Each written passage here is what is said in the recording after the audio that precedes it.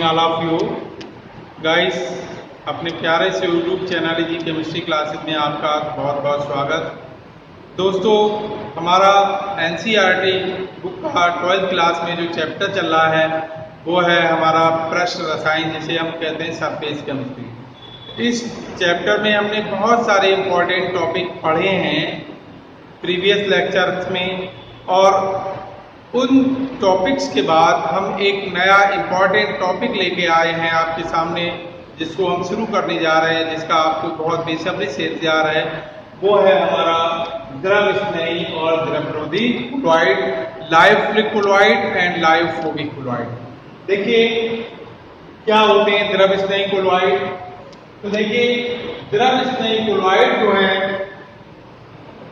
इसका अर्थ है लाइव स्नेही अर्थात सॉल्वेंट लविंग, अर्थात ऐसे सब्सटेंस जो किसी भी सॉल्वेंट अर्थात द्रव के संपर्क में आने पर आसानी से कोलॉइडिक लेयर बना लेते हैं, उन्हें हम कहते हैं द्रव स्नेही कोलॉइड कहते हैं, अर्थात लायोफिलिक कोलॉइड है। ये लायोफिलिक कोलॉइड कैसे होते हैं? जैसे बोन, एल्ब्यूमिन, सरेस, प्रोटीन,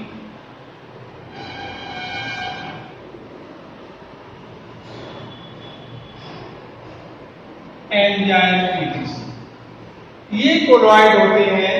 ये वाटर के कांटेक्ट में आने पर आसानी से कोलॉइडिक लेयर बना लेते हैं, और कोलॉइडिक लेयर बना लेते हैं, इसीलिए हम इन्हें द्रव स्नेही कोलॉइड कहते हैं। और जल में प्रोटीन का साल, कार्बनिक ग्लाइकोमेन, बहुलकों के साल इत्यादि द्रव स्नेही साल के उदाहरण हैं।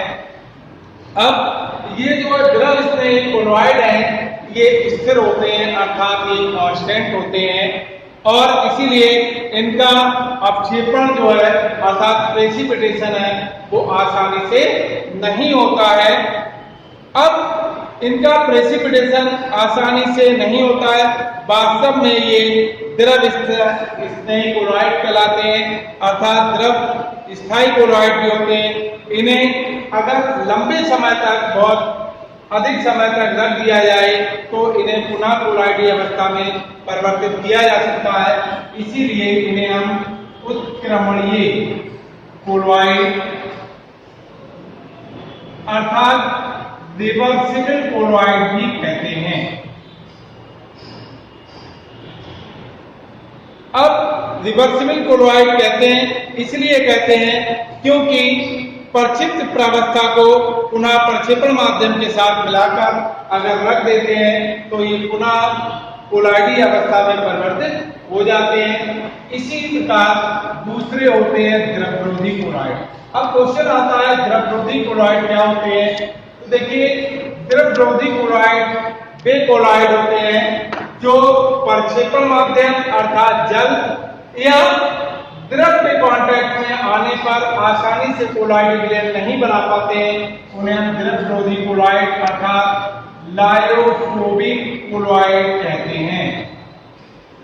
अब ये लायोफोबिक कोलॉइड होते हैं, ये स्थिर कोलॉइड नहीं होते हैं, अर्थात ये अस्थिर होते हैं, और जब ये प्रक्षेपण माध्यम के संपर्क में आते हैं तो ये कोलॉइडिक लेयर नहीं बना पाते हैं। जैसे गोल्ड साल, प्लेटिनम,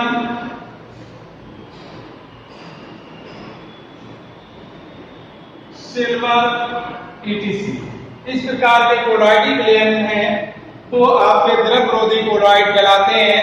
अब द्रव स्नेही कोलॉइडों की तुलना में द्रवरोधी कोलॉइड जो है वो बहुत कम स्थायी होते हैं, और इन्हें अगर इनका एक बार कोलॉइडिक लेयर बना भी लिया जाए किसी परिस्थिति में तो इन्हें पुनः जो है फिर से पूर्व अवस्था में परिवर्तित नहीं किया जा सकता है, इसीलिए ये अनुत्क्रमणीय कोलॉइड कहलाते हैं। क्या कहलाते हैं? अनुत्क्रमणीय कोलॉइड कहलाते हैं, अर्थात इर्रिवर्सिबल कोलॉइड कहलाते हैं। इर्रिवर्सिबल कोलॉइड कहलाते हैं। अब हमारा नया टॉपिक है, वो देखिए क्या है टॉपिक आपके समक्ष प्रस्तुत किया जाता है। वो है आपका बहुआण्विक कोलॉइड। बहुआण्विक कोलॉइड,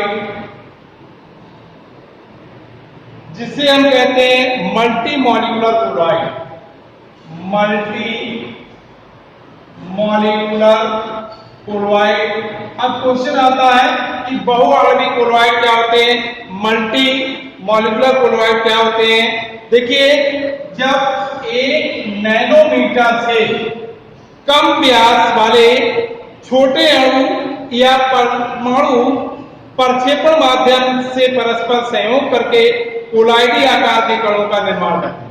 अर्थात जब 1 नैनोमीटर से कम व्यास वाले छोटे अणु या परमाणु जो है वो प्रक्षेपण माध्यम के कांटेक्ट में आने पर कोलॉइडी विलयन बनाते हैं, तो इस प्रकार बनने वाले कोलॉइडी विलयन को बहुआण्विक कोलॉइड कहते हैं।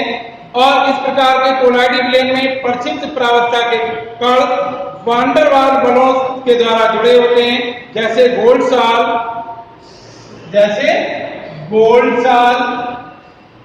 सल्फर सॉल्ट,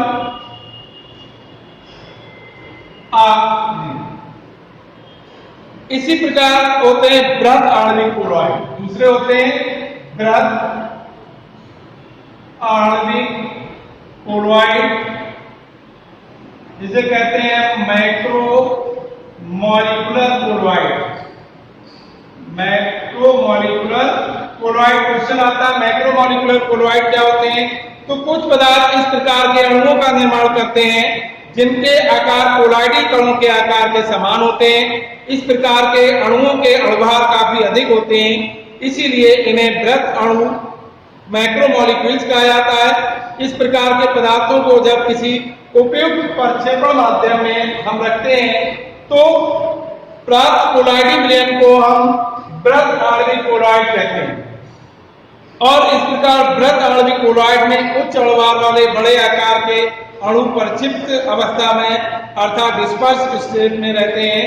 अधिकांश द्रव स्नेही सॉल्ट बृहद आणविक कोलॉइड है, जैसे प्राकृतिक रूप से प्राप्त बृहद अणु जैसे starch, protein, gelatin, cellulose, nucleic अम्ल आदि बृहद आणविक कोलॉइड है। संश्लेषित बहुलक सिंथेटिक पॉलीमर जैसे पॉलीप्रोपाइलीन, संश्लेषित रबड़ इत्यादि भी उचित विलायक में घोले जाने पर बृहद आणविक कोलॉइड का निर्माण करते हैं। मैं समझता हूं दोस्तों आपको टॉपिक बहुत समझ में आया होगा और नेक्स्ट टॉपिक को नेक्स्ट लेक्चर में लेकर आपके समझ फिर प्रस्तुत होंगे। That's all.